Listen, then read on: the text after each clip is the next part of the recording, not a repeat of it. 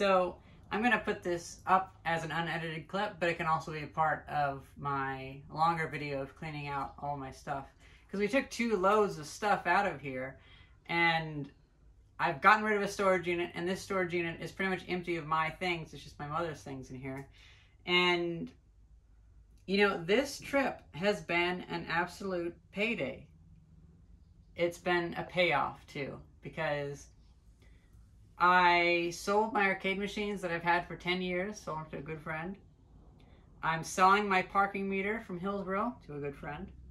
I'm selling a bunch of stuff that I found at the scrapyard. I'm selling a bunch of stuff. I'm even, a friend's wife is possibly going to buy some old furniture that I've collected. And the biggest thing is these signs. These, all right, you want to stay over here. I found these years ago in a barn that I helped tear down, and they were used as walling for like a chicken coop type building, and I knew these were worth something. Like, this is the kind of thing that American Pickers looks at. And, you know, I held on to them because the Greasy Dick company was coming back, but they weren't that interested in them. And I kind of felt bad for selling them to an antique dealer, because maybe they should go back to the Greasy Dick company. But I held on to them for 6 years, and I called them again, and they're kind of rude, and they weren't that interested again. And so it's like, you know what? It's off to my friends. You guys know the 3rd Street Market where we used to have a booth?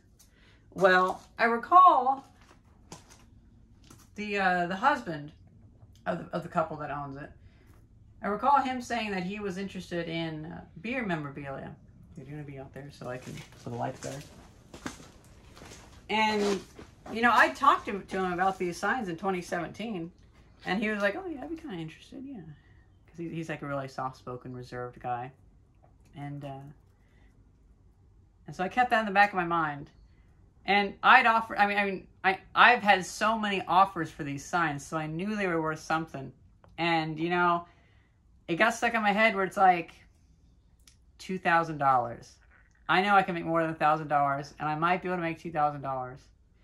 And so I finally, over this trip, I decided this is the trip to clean out stuff and to get that payoff from these old projects. You know, because preserving something is a project.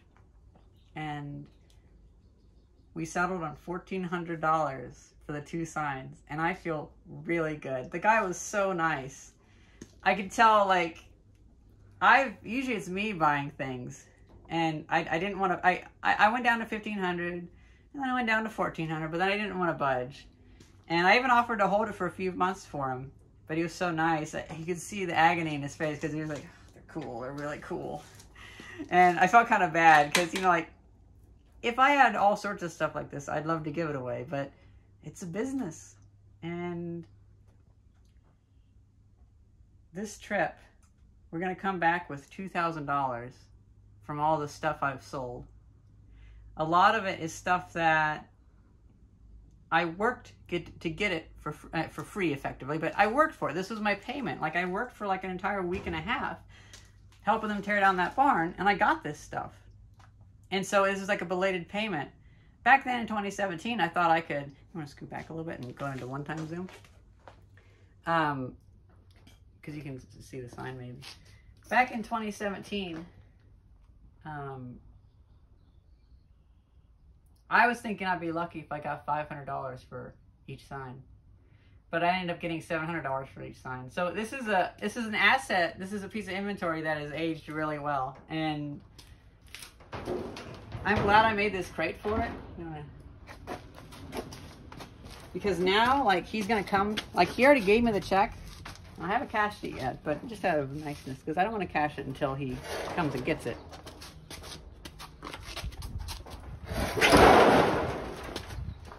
It's funny, it turns out he specializes in collecting Greasy Dick memorabilia. So I found like the perfect person for it. And only one sign had been sold similar to this, and it wasn't the same art style, but it was sold in 2021 for $1,000. And so I figured, well, I mean, they were even honest about it. Well, it's okay. That was $1,000, but it was also pristine. This one does have rust, but this one is in a position where you could put a border on it, because it originally had a border that thick, and it would mostly be okay, besides all the gunshots and stuff like that. And so I figured, you know what, $900 for the mostly nice one, and then $500 for the one that has like a lot of rust holes in it, the other one. That, honestly, I couldn't be happy with that, because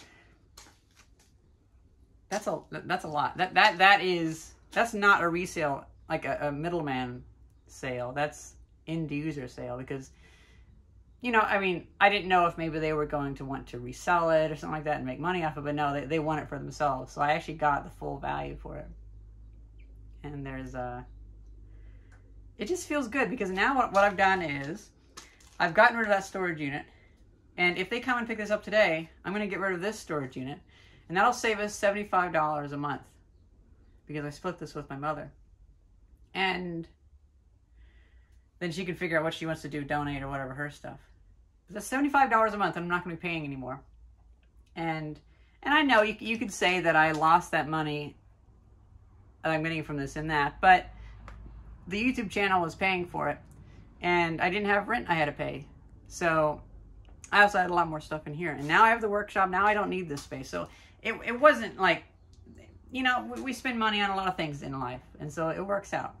I'm still happy with this, and I'm going to take that money. I'm going to take that $2,000 from this trip that I made, and I'm going to put it into like a 5-year certificate of deposit with like 4.5% interest, if I can find that. I already have an option of getting one that's like 4.1% interest, but I'm going to try to get a 5-year, 4.5% interest certificate of deposit. So then we can get like $6 or $7 a month. So I've removed $75 a month, and I've added $7 a month now from this. So I hope that makes us more stable in the future, and it'd be easier to buy tools, it'd be easier to build the business out in Philadelphia. And most of all, it's kind of strange, like this trip has been, it's been a lesson in the payoff of long projects. Like, I was even thinking, we drove by our old hometown, and that tree I planted when I was 5 is still there. And now it's like all big and stuff. And it's like, man, this is so cool. I'm 30 years old now, and I've gotten to see some really big things that I've been a part of, like the Red Rooster and whatnot.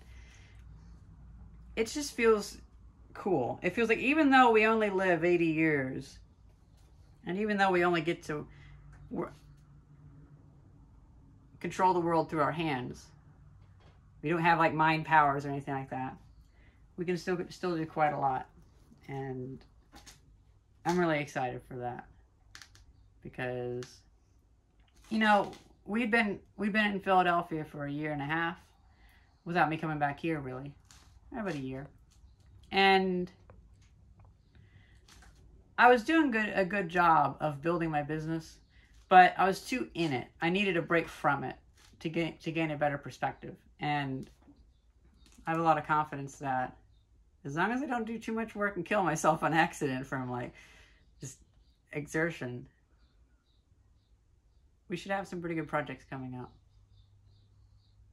And this feels pretty good. I'm really happy, because I want stability. And, you know, as YouTube has been giving less and less money, I don't quite have that stability anymore. So I'm having to really get smart and finally do those things that I've always thought about. I've always thought about selling these, but I just sat on them. I always thought about selling that old Hillsborough parking meter, but I just sat on it. And because I sat on those arcade machines and the sign and the parking meter and stuff, I had all those years of having fun messing with them. And now it's time to get rid of them. And I feel like I've held on to this stuff long enough where getting rid of it, I had plenty of fun. I had all the fun I can really have with it. And now I get to at least get back what I put into it.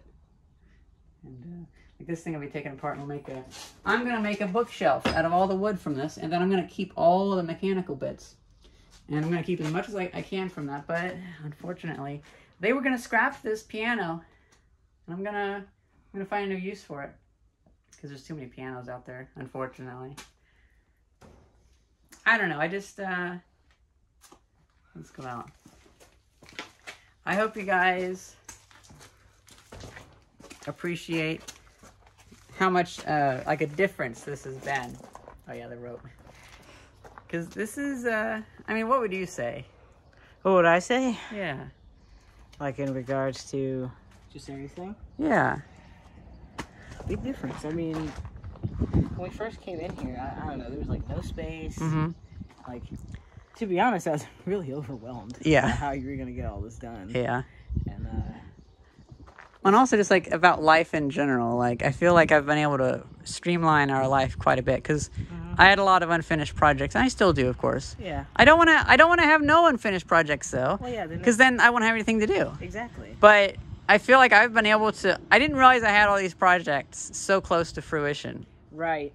And now that I just went through a week of absolute madness, of selling my arcade machines and stuff, that yeah, I feel accomplished. And I feel like we have a much more secure future where I don't want a 9-to-5 job. Mm-hmm. I want a bunch of little odd jobs where I get things here and there, and then I'll fix a window for somebody, and this lady will be like, oh, here's a radio arm saw, something that my grandfather got me or whatever. And it's like, you know, that is such a bigger payoff in the end.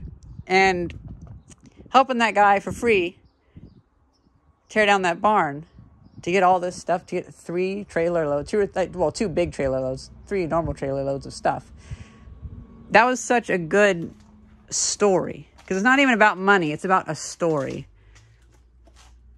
Hopefully we'll take this. This is the one arcade machine besides the Super Mario Brothers cabinet that I'm keeping. And this race driving cabinet, we're going to take that to our apartment. This is my one arcade machine to keep.